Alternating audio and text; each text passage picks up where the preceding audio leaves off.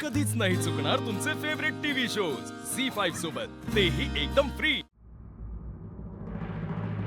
तुम्ही का बघता जसे मला? आई बाबा कुठे आहेत?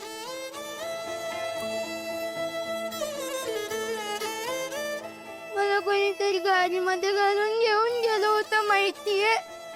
मी इथे बाहेर गार्डन मध्ये खेळत होतो आणि एक माणूस आला आणि मला घेऊन गेला।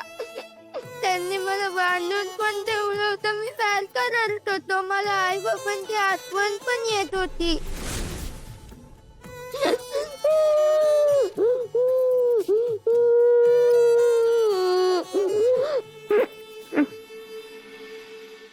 आम्ही निघतो आता। म्हणजे आम्ही तिथे थांबल्याने तुम्हाला त्रास होणार असेल तर आम्ही बनीला घेऊन जातो। चल काय वाटलं होतं आणि काय निघाली ही माणसं। तुम्हालाच हौस होती त्यांची। हॅलो एव्हरीवन,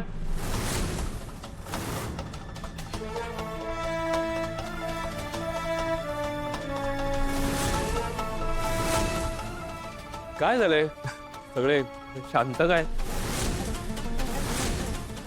अखिल, काय झालंय अखिल? एकदम वहिनी, काय झालं? बाबा नमस्कार। बाबा काय झाले? सगळे असे शांत काय? भास्कर दादा,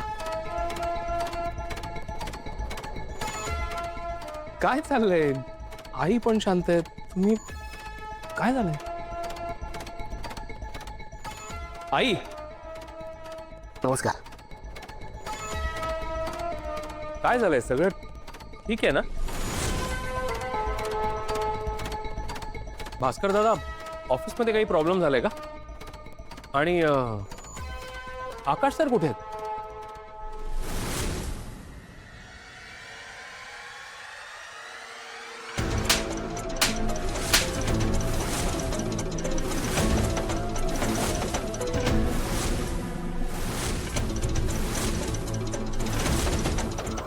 लाज नाही वाटत ही नौटंकी करायला? बरं आम्हालाच विचारतोयस काय झालं म्हणून? आई, तू इथे यायला नको होतस लकी। लकी काय म्हणतात त्याला? त्याच्या खऱ्या नावाने हाक मारा, शार्दूल।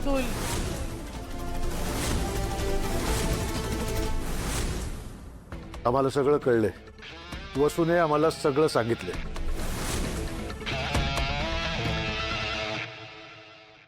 लाज नाही वाटत तुला? आमच्या घरात शिरलास, आमच्या कुटुंबाचा भाग बनलास, स्वतःच्या श्राद्धाचं जेवलास का? काय मिळालं तुला?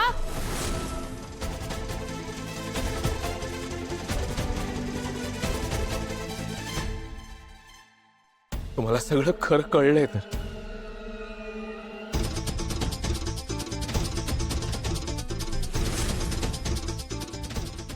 कधी ना कधी हे सत्य असंही सगळ्यांना कळणारच होतं।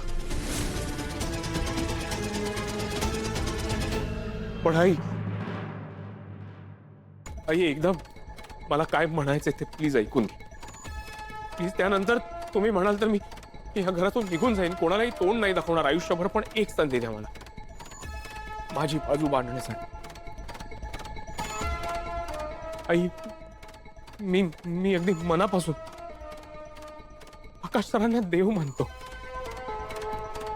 आमचं रक्ताचं नातं नसलं, मी त्यांचा सख्खा भाऊ नसलो तरी ते माझ्यासाठी त्याहून जास्त महत्वाचे।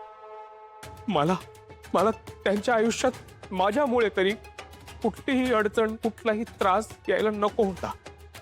त्यांच्या आनंदात माझ्यामुळे मिठाचा खडा पडायला नको होता। पण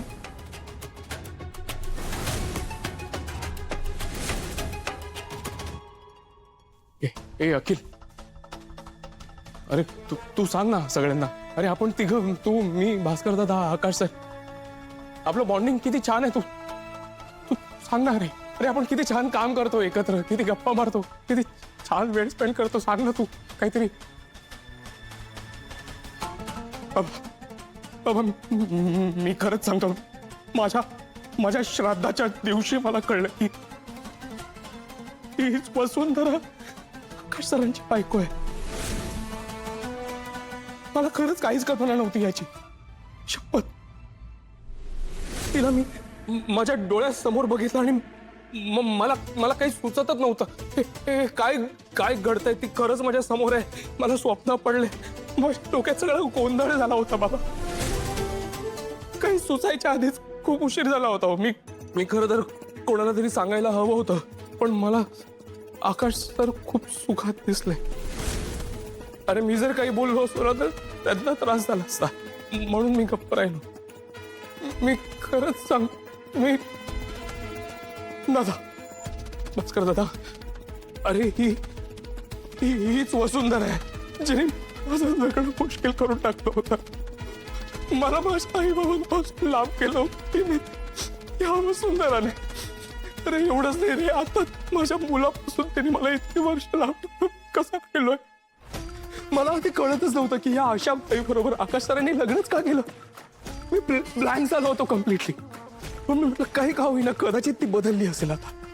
कारण आकाश सर मला वेगळे दिसत होते, सुखात दिसत होते, आनंदात दिसत होते, आणि मला त्यांना त्रास द्यायचा नव्हता, एवढाच हेतू होता.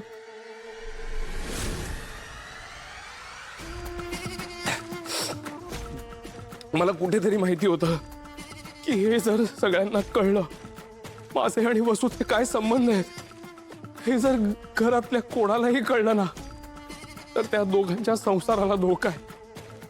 माहिती होतं मला, कळत होतं. मी तरीही ठरवलं की नाही, मला दिसतंय, मला कळतंय की माझ्यामुळे कदाचित आकाश सरांचा सुखी संसार मोडे, आणि म्हणून मी ठरवलं होतं की मी हे सगळं मागे सोडून मी निघून जाणार. मी हे ठरवलं होतं. पण त्याच दरम्यान मला माझ्या मुलाबद्दल, माझ्या बलीबद्दल कळत आता. इतक्या वर्षांनंतर माझा मुलगा माझ्या समोर आला होता. काय करायचं. माझ्या मुलाच्या ओढीने मी सतत या घरात येत राहिलो. त्याच्या निमित्ताने मी तुम्हाला भेटत राहिलो. तुमच्याशी माझे संबंध अजून चांगले होत गेले. मग मला सोडवत नव्हतं हे घर. इतकं छान कुटुंब मिळालं मला, मी कसा लांब.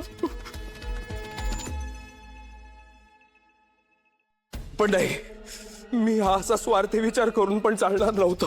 भलेही माझा मुलगा मला इतक्या वर्षांनी मिळाला असेल, पण म्हणून मी एवढ्या लोकांना त्रास नाही देऊ शकत. म्हणून मी एक दिवस ठरवलं आणि निघून गेलो या घरातून लांब, तुमच्यापासून, माझ्या मुलापासून.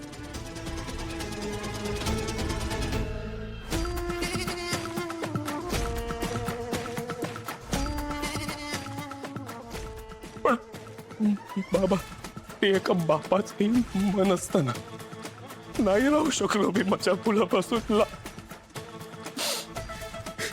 मी काय करू.